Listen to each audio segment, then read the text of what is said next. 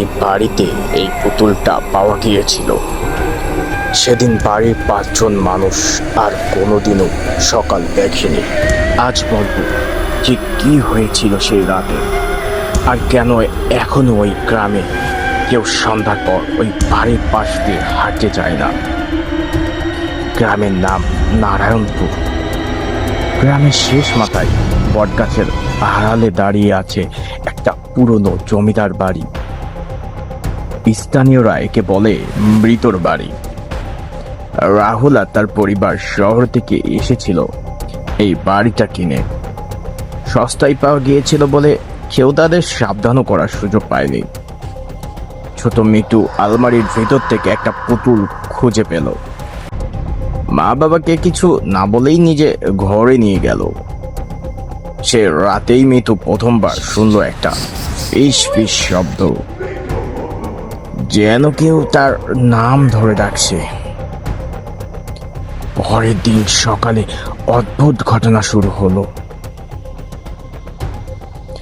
আগুন নিভে যাওয়া, ঘড়ি বন্ধ হয়ে যাওয়া, এমনকি বাড়ির ভিতর চাপা ঠান্ডা অনুভূতি।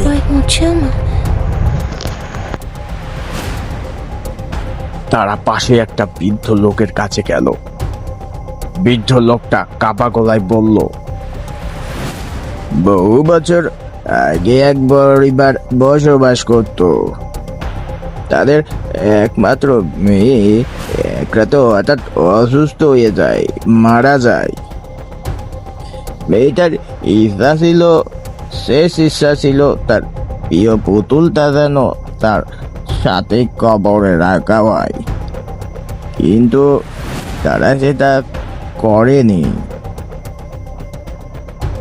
এরপর পুতুলটা দাঁড়িয়ে আছে দরজার সামনে, যেন কাউকে ডাকছে। করিডোর পেরোতে গিয়েই আয়নায় সে এমন কিছু দেখলো যা সারা জীবনে আতঙ্কের কারণ হয়ে রইল। দেওয়াল জুড়ে আঁচড়ের দাগ, আর পুতুলটার চোখ দিয়ে গড়িয়ে পড়ছে কালো তরল। তারা পালাতে চাইল, কিন্তু দরজা যেন নিজেই বন্ধ হয়ে গেল। বৃদ্ধের কথা মনে পড়ল রাহুলের। সে পুতুলটা নিয়ে ছুটল বাড়ির পিছনের সেই পুরনো কবরস্থানে। যখন পুতুলটা মাটির নিচে রাখলো, হঠাৎ শব্দ থেমে গেল। অপেক্ষা অবসান হলো।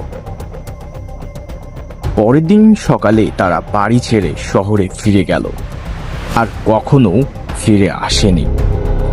কিন্তু কে জানে, মিতু যাওয়ার আগে আরেকটা পুতুল কুড়িয়ে নিয়েছিল চোখ থেকে, আর এখন সেটা তার বাড়িতেই রাখা আছে। যদি গল্পটা আপনাদের ভালো লাগে অবশ্যই ভিডিওটা লাইক করি আর চ্যানেলটা সাবস্ক্রাইব করে রাখুন। এমন আরো ভয়ঙ্কর সত্যি গল্প সামনে আসছে।